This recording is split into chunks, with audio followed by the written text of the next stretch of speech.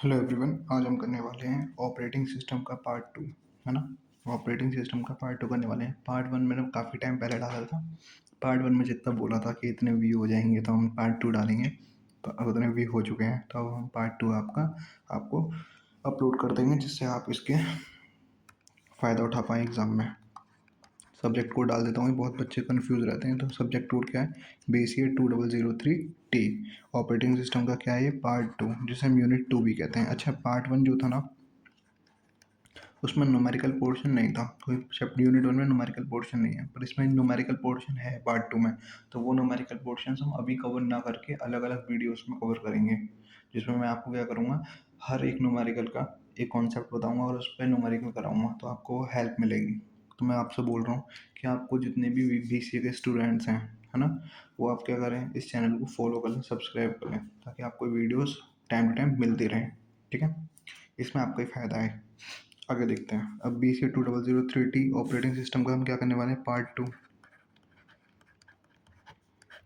तो ध्यान दें प्लीज़, पार्ट 2 के अंदर सबसे पहले पढ़ेंगे हम प्रोसेस क्या होते हैं, है ना। क्योंकि हमारे चैप्टर का नाम है प्रोसेस मैनेजमेंट, तो हम देखेंगे प्रोसेस क्या होते हैं। फॉर एग्जांपल, आपने मोबाइल स्मार्टफोन्स में अपनी क्रोम वगैरह ऑन करी है ना, उस पर कोई वीडियो देखना स्टार्ट करा है, यूट्यूब चलाया, उस पर कोई वीडियो देखी, तो ये क्या होगा, ये सब क्या है, आपका एक प्रोसेस है कि आपने उस पर कुछ काम किया, मतलब आपने कोई प्रोसेस किया है। अब इन्हीं प्रोसेस को जो मैनेज करते हैं, उसी को क्या कहते हैं, प्रोसेस मैनेजमेंट। इन सबको कौन मैनेज करता है? Operating system. कौन करता है? Operating system. This part of the operating system, operating system का वो पार्ट जो इन सबको क्या करता है, हैंडल करता है, मतलब मैनेज करता है, जिसमें क्रिएटिंग भी हो सकती है, किसी चीज़ को डिलीट करना भी हो सकता है, किसी का शेड्यूलिंग, मतलब कि कौन सा ऐप पहले चलाना, कौन सा बाद में चलाना, किस चीज़ को पहले, कौन सा टैब, क्रोम टैब जो होते हैं बहुत सारे खोल लेते हैं आप लोग, कौन से टैब पहले ओपन करनी है, कौन सी बाद में करनी है ना।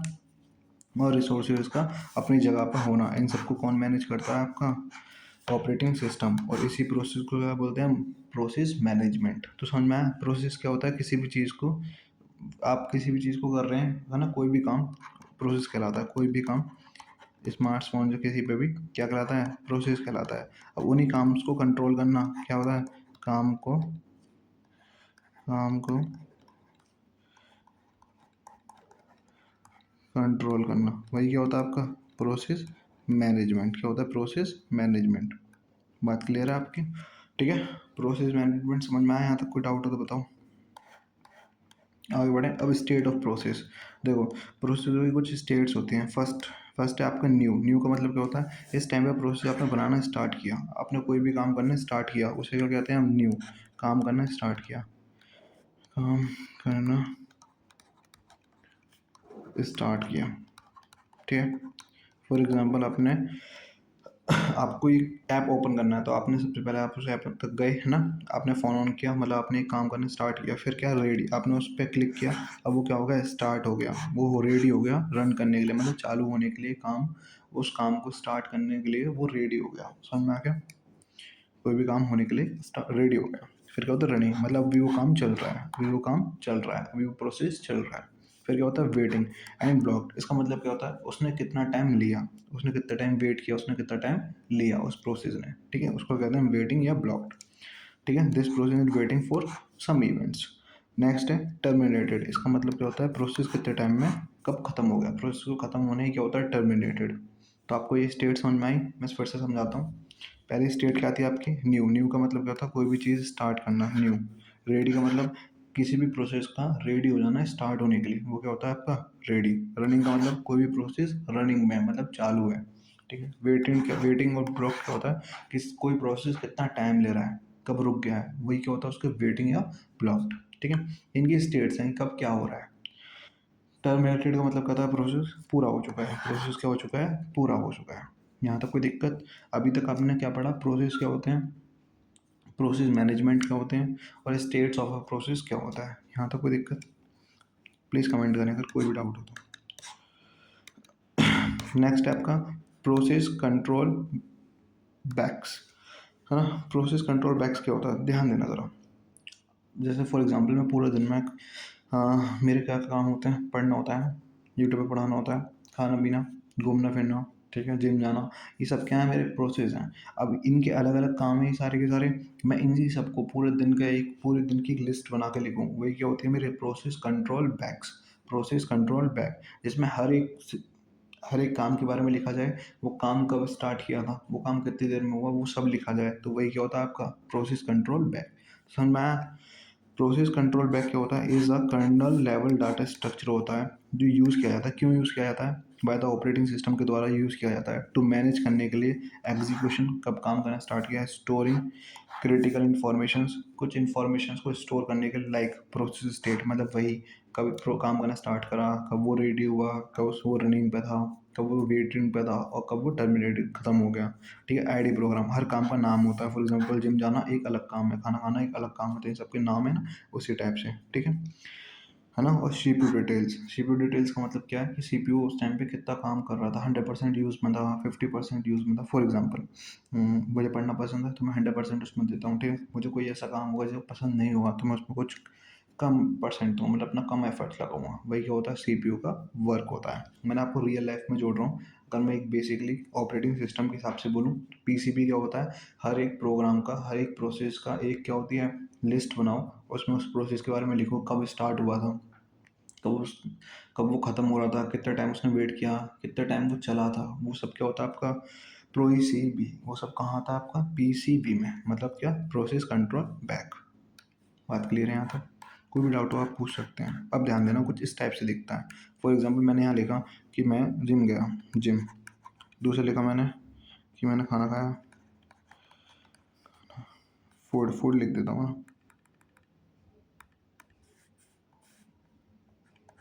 ठीक है, तीसरा वॉक। अब तीसरे के लिए मैंने लिस्ट बनाई नहीं है ना, तीसरे के लिए इस टाइप से ही एक बॉक्स बन जाएगा जिसमें उसके बारे में लिखा होगा। ध्यान देना प्लीज़। पहले पहले की बात करते हैं। तो मैं जिम गया था, शाम को गया 6 बजे। तो मैंने जब स्टार्ट किया, न्यू न्यू मतलब स्टार्ट किया, कितने बजे किया, 6 बजे। ठीक है, फिर उसके बाद रेडी, मैं जिम पहुँच गया 6:30 बजे। मैंने वहाँ पर जाकर जिम वाला एक्सरसाइज करना स्टार्ट कर दिया। तो मैं रेडी कब हुआ, 6:30। ठीक है, फिर उसके बाद क्या आपका रनिंग। रनिंग का मतलब कितना टाइम उसने लिया, कितना टाइम तक वो चला। तो 6:30 से मैंने 7:30 तक क्या करी, अपनी जिम करी। तो आपको समझ में आ रहा है, हर एक प्रोसेस के बारे में ऐसे बताना। वही क्या होता है आपका पीसीबी। पीसीबी में क्या है, इन सब प्रोसेस के बारे में लिखा हुआ है। ठीक है, और उन प्रोसेस के बारे में ज़्यादा डिटेल में बताना, वही क्या होता है आपका पीसीबी। पीसीबी यही काम करता है। अब पीआईडी, ये क्या है, हर एक एलिमेंट के लिए अलग अलग नंबर दिए जाते हैं, पीआईडी 1, पीआईडी 2। तो यहाँ पे हर किसी प्रोसेस का एक अलग अलग नंबर दिए जाते हैं। ठीक है, सीक्वेंस वाइज, सिंपल सी बात बोलो तो। कोई दिक्कत? अब पीसीबी कंपोनेंट्स के बारे में पढ़ेंगे, पीसीबी में क्या क्या कंपोनेंट्स होते हैं। मुझे यहाँ तक बताओ कुछ। पीसीबी क्या होता है, समझ में आ गया? एक रजिस्टर बना देना जिसमें आप अपनी पूरे प्रोसेस के बारे में लिखते हो। ठीक है, ये होता है पीसीबी। सिंपल लैंग्वेज में बता रहा हूँ, आप वहाँ बना के भी लिख सकते हैं, ऐसा ज़रूरी नहीं है आप ये रट के जाओ। बाकी एक दो बार पढ़ना तो ज़रूरी है ये, क्योंकि आप एग्ज़ाम दे रहे हो कॉलेज के। अब process ID, P I D को क्या कहते हैं, प्रोसेस आईडी। ये क्या होता है, हर एक प्रोसेस के लिए एक अलग आईडी होती है। फॉर एग्जांपल मेरा नाम निशांत है, आपका नाम कुछ और होगा, किसी का नाम कुछ और होगा। वही क्या, उसकी एक आईडी है, एक आइडेंटिटी, वो बनता ना आईडी कार्ड। वही क्या, उसकी एक आईडी है, उसका नाम। ठीक है, वैसे ही हर एक प्रोसेस का एक अलग आईडी होती है, जिससे हम उस प्रोसेस को पहचान पाएँ। नेक्स्ट है प्रोसेस स्टेट। प्रोसेस स्टेट कुछ भी हो सकती है, वो रेडी भी पे हो सकता है, रनिंग पे भी हो सकता है ना, वेटिंग पे भी हो सकता है, उसकी कुछ भी स्टेट हो सकती है। फिर क्या होता है प्रोग्राम काउंटर, मतलब कि एड्रेस देना कि न्यू इंस्ट्रक्शन क्या करना है, नेक्स्ट इंस्ट्रक्शन क्या करना है। प्रोग्राम काउंटर क्या होता है, इस बात को समझना। सॉरी, एक मिनट दो मुझे बस। प्रोग्राम काउंटर क्या होता है, इस बात को समझना। फॉर एग्जांपल मेरा प्रोसेस अभी स्टार्ट नहीं हुआ है, पहले फिर मैं क्या करूँगा, उसे एक इंस्ट्रक्शन दूंगा कि इस प्रोसेस को स्टार्ट करो। तो मैंने क्या करा, एक इंस्ट्रक्शन दिया। अब वो जैसे ही स्टार्ट होने वाला था, फिर मैंने उसे कहा कि अभी वेट करो, रुको। तो वो क्या करा, मैंने नेक्स्ट इंस्ट्रक्शन दिया। तो ये क्या होता है प्रोग्राम काउंटर, उसको न्यू न्यू इंस्ट्रक्शंस देना, उसको अगली इंस्ट्रक्शंस देना। समझ में आया यहाँ तक? नेक्स्ट है data stored in register for execution. Simple सी बात है, सीपीयू क्या करता है, रजिस्टर करता है किसी डाटा को, जो भी उसके अंदर हुआ है, जितना भी डाटा होता है सबको क्या करा जाता है, स्टोर किया जाता है। क्या किया जाता है, स्टोर किया जाता है। फॉर एग्जांपल वैसे ही मान लो आप आपने क्रोम यूज़ किया, तो क्रोम की क्या होती है, हिस्ट्री स्टोर हो जाती है ना। वही क्या होता है आपका सीपीयू रजिस्टर, वो क्या करता है, डाटा को स्टोर करता है। समझ में आया? डेली लाइफ से लेके चल रहे हैं हम। अब थ्रेड्स क्या होती हैं, अब ध्यान देना ज़रा। एक बच्चा था, एक फ़ोन है, चलाने वाले 5 बंदे, वो गए क्रोम पे, ठीक है? उन्होंने क्या करा, फर्स्ट पहले वाले ने एक मूवी डाउनलोड करने लगा दी। दूसरा वाला आया, उसने देखा अच्छा मूवी डाउनलोड हो रही है, उसने टैब यहाँ पे प्लस का साइन होता है ना, उसने एक नई टैब खोली, उसने उस पे कुछ सर्च करा। तीसरा वाला आया, उसने कहा अच्छा यहाँ पे इन दोनों का काम हो रहा है, फिर उसने क्या करा, फिर से एक न्यू टैब ओपन करी। उसने क्या करा, उस न्यू टैब से अभी तक कितनी टैब बन गई हैं? 2 तो ये बन गई, एक पे क्या हो रही है, डाउनलोडिंग हो रही है, एक पे क्या हुई, इन्फॉर्मेशन आई, और तीसरी जो उसने ओपन करी, उसने एक बाइक की इमेज देखी। तो इसे क्या लेनी थी, बाइक लेनी थी, सिंपल सी बात है, ठीक है। अब ध्यान देना, यहाँ पे क्या हो रहा था, ये पूरा क्रोम, अगर पूरे क्रोम की बात करूँ तो ये क्या है, एक प्रोसेस, क्या है, एक प्रोसेस, क्रोम पे जो भी काम हो रहा है वो क्या है, प्रोसेस। अब ये प्रोसेस ही कितने पार्ट्स में डिवाइड हो गया, 3 पार्ट्स में, क्योंकि इसके नई 3 टैब खुल गई हैं। तो ये क्या होती है, थ्रेड्स, स्मॉल स्मॉल यूनिट्स में उसका काम होना। तो थ्रेड क्या होती है, स्मॉलेस्ट यूनिट होती है किसी भी प्रोसेस की। प्रोसेस की स्मॉलेस्ट यूनिट पूछी जाए तो क्या होती है, थ्रेड होती है, ठीक है। समझ में आया आपको? तो ये पूरा पूरा क्या है, प्रोसेस। अब इस प्रोसेस के अंदर ही कुछ 3 अलग अलग थ्रेड्स खुल रही थी, तो ये तीनों अलग अलग क्या है, इसकी थ्रेड्स। इससे ज़्यादा डीप नहीं समझा सकता, और यकीन मानिए कॉलेज की इस पढ़ाई को इससे ज़्यादा इजी लैंग्वेज में कोई नहीं समझाएगा आपको यूट्यूब पे। अब ध्यान देना प्लीज़, क्या बोला मैंने, थ्रेड्स क्या होती है, स्मॉलेस्ट यूनिट होती है फॉर एग्जीक्यूशन करने की इन ऑपरेटिंग सिस्टम। सिंपल लैंग्वेज में वही है, किसी भी प्रोसेस की सबसे स्मॉलेस्ट यूनिट क्या होती है, थ्रेड्स। इट रन करती है with in a large process, जैसे कि पूरा क्रोम क्या था, एक लार्ज प्रोसेस है, उसके अंदर छोटे छोटे पार्ट्स में क्या करती है, रन करती है। समझ में आया? क्या करती है, रन करती है। अब थ्रेड्स आर यूज्ड होती है to rapidly and independently complete task at the same time. For example समझना प्लीज, क्या बोला है सर, एक जगह तो लोडिंग हो रही थी और एक जगह आपने को सर्च करा, क्या लोडिंग की वजह से सर्च पर कोई भी दिक्कत आई, नहीं है। तो ये दोनों एक दूसरे से थ्रेड्स क्या होती हैं, आपस में इंडिपेंडेंट होती हैं। क्या होती हैं, इंडिपेंडेंट। और दूसरी बात, अगर आप सिर्फ सोचो, अगर ये फीचर्स ना होते तो आप पहले वेट करते उसका लोड हो जाने का, पूरा डाउनलोड हो जाने का, फिर आप अपना सर्च कर पाते। तो यहाँ पे क्या लगता है, टाइम ज़्यादा कंज्यूम होता। अभी क्या होता है, थ्रेड्स की हेल्प से क्या करते हैं, हम लेस टाइम में अपना काम कंप्लीट कर लेते हैं। समझ में आया? इसी को क्या बोलते हैं, मल्टीटास्किंग। मल्टीटास्किंग मतलब एक फ़ोन के अंदर आप स्पॉटिफ़ाई मतलब किसी पे भी आप गाने भी सुन रहे हो, आप पढ़ाई भी कर पा रहे हो उस चीज़ से, है ना, इमेज से, फ़ोटो से, ठीक है? और आप कोई नई चीज़ भी उस पे सेकंड टैब खोल के उसे भी सर्च कर पा रहे हो। तो ये क्या होती है, मल्टीटास्किंग। आपका एक ही फ़ोन कई काम कर रहा है, तो ये क्या है, मल्टीटास्किंग, ठीक है? अब पैरेललिज़्म क्या होता है, क्रोम पे डिफरेंट टैब्स खोल लेना और डिफरेंट टैब्स पे डिफरेंट डिफरेंट काम करना, वही क्या होता है आपका पैरेललिज़म्स, ठीक है? मैंने ईज़ी लैंग्वेज में समझा दिया है। आप प्लीज़ इसको एक बार और सुनें वीडियो को, और इस नोट्स को प्लीज़, अगर आप नोट्स नहीं भी लिख सकते ना, तो आप क्या करें, नोट्स को मतलब वीडियो को ओपन करें और इस टाइप से स्क्रॉल करते रहें आगे, +5 मिनट करके, ठीक है? और आप यहीं से नोट्स को पढ़ लें, इसलिए तो मैं ऐसे पढ़ा रहा हूँ। इसमें ना मैं आता हूँ, ना मेरा कोई हाथ वगैरह आता है जिससे आपको दिखने में कोई प्रॉब्लम, आपको सीधे नोट्स दिखते हैं। नहीं लिखना, टाइम नहीं इतना है आपके पास, कोई बात नहीं। लास्ट टाइम पे आप सिर्फ इस वीडियोज़ को देख लो और इनको सिर्फ पढ़ लो, नोट्स को, इतना भी इनफ है, ठीक है? आगे बढ़ते हैं। थ्रेड समझ में आ गई क्या होते हैं? अब टाइप्स ऑफ थ्रेड्स, 2 टाइप के होते हैं। पहला होता है यूज़र लेवल थ्रेड्स और दूसरा क्या होता है, colonel's level thread. User level threads में क्या होता है, यूज़र्स काम करते हैं, यूज़र्स क्या करते हैं, कंट्रोल करते हैं। These are managed by users, किसके द्वारा मैनेज होते हैं, यूज़र्स के द्वारा। और ये ऑपरेटिंग सिस्टम इन पर कोई भी वर्क नहीं करता है, मतलब ऑपरेटिंग सिस्टम इन्हें कंट्रोल नहीं कर सकता, ठीक है। कर्नल्स लेवल थ्रेड्स के होते हैं, इन्हें कौन मैनेज करता है, ऑपरेटिंग सिस्टम। ऑपरेटिंग सिस्टम बताता है कि पहले ये काम करो, फिर ये वाला करना, फिर ये करना। इन्हें कौन मैनेज करता है, ऑपरेटिंग सिस्टम। तो पता चला थ्रेड्स कितने टाइप के होते हैं, 2 टाइप के। पहला क्या है, यूज़र लेवल थ्रेड्स, और दूसरा क्या है, colonel's level thread. User level threads क्या होते हैं, जिन्हें मैनेज कौन करे, यूज़र करे, ठीक है। कर्नल्स लेवल थ्रेड्स क्या होता है, जिन्हें मैनेज करे कौन करे, ऑपरेटिंग सिस्टम करे। समझ में आया यहाँ तक? आई होप यहाँ तक तो कोई दिक्कत नहीं होगी आप लोगों को। Next, benefits of threads. Threads के क्या क्या बेनिफिट्स हैं, तो सबसे पहले क्या, एफिशिएंसी, ये कॉन्टैक्ट करते हैं। मैं बता देता हूँ आपको, ध्यान देना प्लीज़। आपने डिफरेंट टैब्स खोल रखे थे, ओपन कर रखे थे, तो उसमें आपका डाउनलोड भी उसी टाइम पे हो गया, आपने सर्च भी उसी टाइम पे कर लिया, किसी ने नई चीज़ को इमेज वगैरह देखी बाइक की, वो भी उसी टाइम पे देख ली। तो यहाँ पे क्या हुआ, लेस टाइम टेक करा। लेस टाइम का मतलब एफिशिएंसी क्या होगी, बढ़ गई। टाइम का कम हो जाना मतलब एफिशिएंसी का बढ़ जाना। समझ में आया? तो यहाँ पे क्या होती है, एफिशिएंसी बढ़ा देते हैं थ्रेड्स। दूसरी चीज़ क्या है, पैरेललिज़म्स। आप पैरेलल में काफ़ी डिफरेंट वर्क्स कर सकते हो एक साथ, ठीक है। तीसरा क्या होता है, रेस्पॉन्सिवनेस, मतलब क्या, पहला कोई भी टास्क किसी पर डिपेंड नहीं करता। दूसरी चीज़, अगर एक टास्क स्लो है तो दूसरा टास्क को कोई ऐसा नहीं है कि वो स्लो ही रहेगा, समझ में आया? तो रेस्पॉन्स है, if a task is slow, अगर टास्क स्लो होता है तो any of the threads can take over allowing the user to continue using the application. समझ में आया? अगर कोई भी, जैसे आपने लोडिंग कर रहे हो, डाउनलोडिंग कर रहे हो, वो टास्क थोड़ा स्लो चल रहा है तो सर्च वगैरह आप थोड़ा सा कर सकते हो, उस पर टाइम ले सकते हो, समझ में आया? वरना आपको बैठना ही पड़ता है जब तक वो डाउनलोड नहीं होता। तो ये होता है रेस्पॉन्सिवनेस होते हैं, वो पैरेललिज्म्स होते हैं। और तीसरी चीज़ क्या होती है, आपकी एफिशिएंसी बढ़ जाती है। ये क्या बेनिफिट्स होते हैं थ्रेड्स के। आई होप यहाँ तक तो समझ में आ गया होगा सबको, है ना? बहुत ईजी लैंग्वेज में समझने भाई, हम बहुत ईजी सच में। अब प्रोसेस शेड्यूलिंग क्या होता है, मतलब क्या, आप शेड्यूल बना देते हो कि कौन सा प्रोसेस कब स्टार्ट होगा, कौन सा प्रोसेस कब खत्म होगा। फॉर एग्जांपल, यहाँ प्रोसेस शेड्यूलिंग एक ऑपरेटिंग सिस्टम का क्या होता है, फंक्शन होता है, जो ये बताता है कि पहले ये वाला वर्क करो। क्या बताता है, पहले ये वाला वर्क करो, फिर ये वाला करना, फिर ये वाला करना। तो इसने क्या बताया, इसने शेड्यूल बना दिया पूरा पूरा, कि पहला फर्स्ट पीरियड, जैसे कि स्कूल में होता है, पहला पीरियड इस इसका होगा, दूसरा इसका, तीसरा इसका, फोर्थ इसका, वैसे ही प्रोसेस का क्या बना देना, शेड्यूल बना देना। पहले ये काम करो, फिर ये करना, फिर ये करना, फिर ये करना, ठीक है?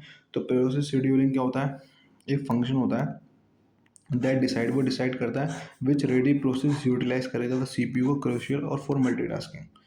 ये लैंग्वेज समझ में नहीं है ना? सिंपल सी बात बताता हूँ, सीपीयू डिसाइड करता है कौन सा प्रोसेस नेक्स्ट एग्जीक्यूट होगा, मतलब कौन से प्रोसेस को चालू करना है, कौन से प्रोसेस को रोकना है। तो ये कौन डिसाइड करता है, सीपीयू करता है। इसी को क्या कहते हैं, प्रोसेस शेड्यूलिंग। प्रोसेसों को शेड्यूल बना देना, प्रोसेसों को क्या बना देना, शेड्यूल बना देना, ठीक है? ध्यान देना प्लीज़।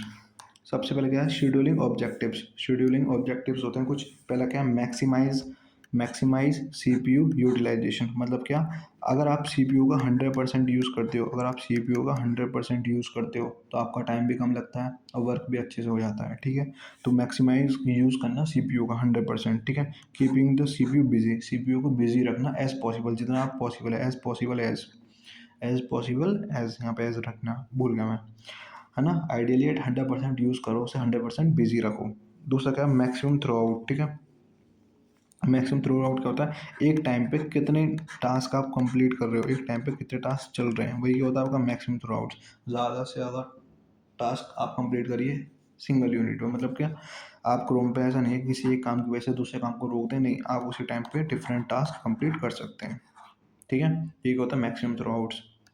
तीसरा क्या होता है, max minimize turn around time. Turn around time क्या होता है, कोई भी प्रोसेस जब स्टार्ट हुआ, कोई भी प्रोसेस जब स्टार्ट हुआ, उससे जब वो प्रोसेस ख़त्म हुआ, ख़त्म, ठीक है, वो उस बीच का जितना भी टाइम इंटरवल होता है, उस बीच का जितना भी क्या होता है, टाइम इंटरवल होता है उस बीच का, वही क्या होता है, टर्न अराउंड टाइम। मतलब क्या, finish time minus finish terminated time minus initial time जो स्टार्ट किया है ना? वही होता है आपका टर्न अराउंड टाइम, मतलब कोई भी प्रोसेस कितनी देर तक चला। नेक्स्ट है, मुझे डर लगता है कि कभी कभी मैं ये पेन टैब बदलता हूँ ना, ये पेन वगैरह सेलेक्ट करता हूँ, इसमें मुझे डर लगता है कहीं मैं वीडियो ही बंद ना कर दूँ। ऐसा कई बार हुआ है, फिर मुझे दोबारा बनानी पड़ती है, तो मेहनत तो लगती है। नेक्स्ट है मिनिमाइज वेटिंग टाइम, कि सब कम से कम वेटिंग टाइम हो। फॉर एग्जांपल, आप कोई भी डाउनलोडिंग वगैरह कर रहे हो, आप किसी भी ऐप को आपने क्लिक करा, वो ऐप कितनी देर में खुल पा रहा है, वही क्या होता है उसका मिनिमाइजिंग वेटिंग टाइम। समझ में? आपने कोई भी चीज़ डाउनलोड करने लगाई, ठीक है, कोई भी चीज़ क्या करी, डाउनलोड करने लगाई, वो कितनी देर में डाउनलोड हो रही है, वही क्या होता है आपका मिनिमाइज वेटिंग टाइम। वो कितना टाइम वेट करा रहा है, ठीक है? तो उसे क्या कर दो, कम से कम कर दो, तो प्रोसेस और ज़्यादा फास्ट हो जाएंगे। नेक्स्ट क्या है, मिनिमाइज रेस्पॉन्स टाइम, वही वाला भाई। फॉर एग्जांपल, ये था मेरी कंप्यूटर लैपटॉप की स्क्रीन, ठीक है, विंडो। यहाँ पे फर्स्ट ऐप ये, सेकंड ऐप ये, थर्ड ऐप ये, फोर्थ ये, इस टाइप से ऐप्स हैं, ठीक है? मैंने क्या करा, इस ऐप पे क्लिक किया, इस वाले पे क्लिक किया।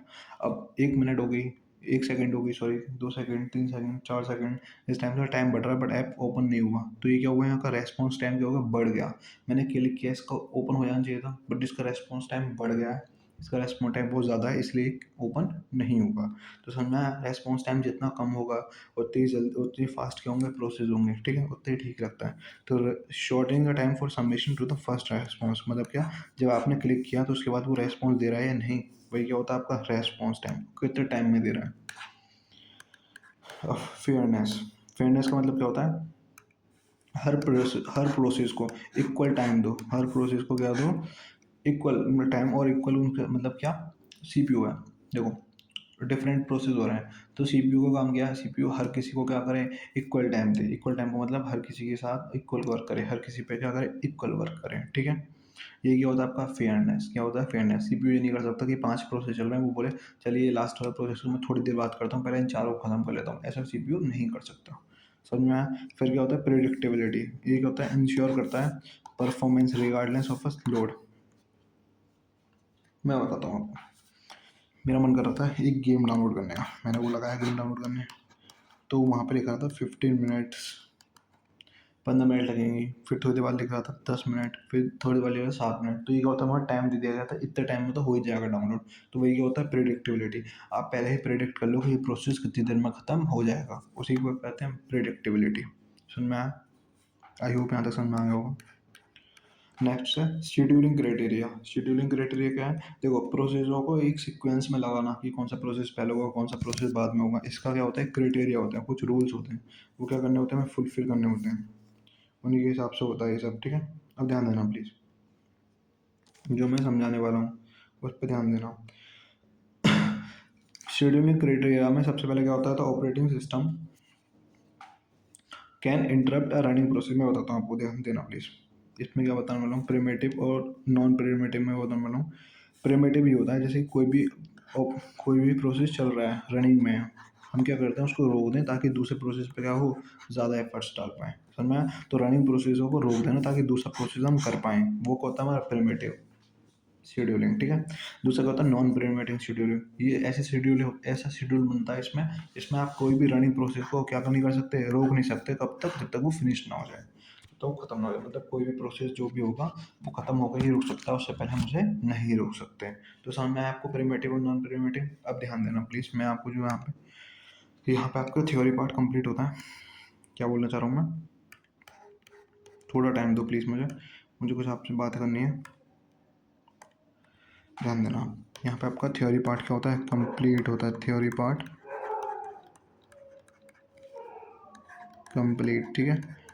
अब किसका यूनिट होगा, इसके बाद क्या होता है कुछ ना एल्गोरिथम्स हैं, क्या है, एल्गोरिथम्स, ठीक है। उसमें क्या होता है उससे ही न्यूमेरिकल्स आते हैं, वो इंपॉर्टेंट है, वो आएंगे ही आएंगे, सबको पता है, ठीक है। एल्गोरिथम से ही न्यूमेरिकल्स आने, वो इंपॉर्टेंट है। वही हम कल से उनकी एक वीडियोस अपलोड करना स्टार्ट कर दिए, हर किसी की अलग अलग वीडियो ना, मुश्किल से वो 5 से 7 मिनट की हुआ करेगी, उसमें हर किसी का एल्गोरिथम आप पढ़ेंगे, उसके न्यूमेरिकल्स को देखेंगे, है ना। इस टाइप से आप यूनिट 2 कंप्लीट करेंगे। यूनिट 1 मैंने पहले डाल दिए पार्ट 1 के थ्रू, यहाँ पे मैं पार्ट यूनिट 1 यूनिट 2 इसलिए नहीं बोल रहा क्योंकि हर कोई, ये सारी यूनिट्स ना आपस में इंटरकनेक्टेड है, इसलिए मैंने यूनिट 1 यूनिट 2 नहीं कहा था, मैं मिक्सअप सिलेबस पढ़ा रहा हूँ। तो प्लीज़ अगर आपने हमसे पार्ट 1 देखा है तो पार्ट 2 भी आप हमसे ही देखें, क्योंकि आपको फिर समझ में नहीं आएगा, आपको लगेगा कम पढ़ा है, नहीं, सारी जब यूनिट्स कंप्लीट हो जाएंगी तो आपका सिलेबस बिल्कुल डन हो जाएगा, ठीक है।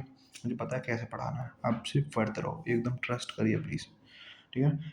एग्ज़ाम में आपको कब पता चल जाएगा कि आपको कंटेंट कैसा दिया गया था, अच्छा दिया गया था या नहीं। पर प्लीज़ सब्सक्राइब कर लेना, एग्ज़ाम में अच्छा ना आए तो अनसब्सक्राइब कर देना, कोई दिक्कत नहीं है, पर अभी तो करो प्लीज़। Thank you.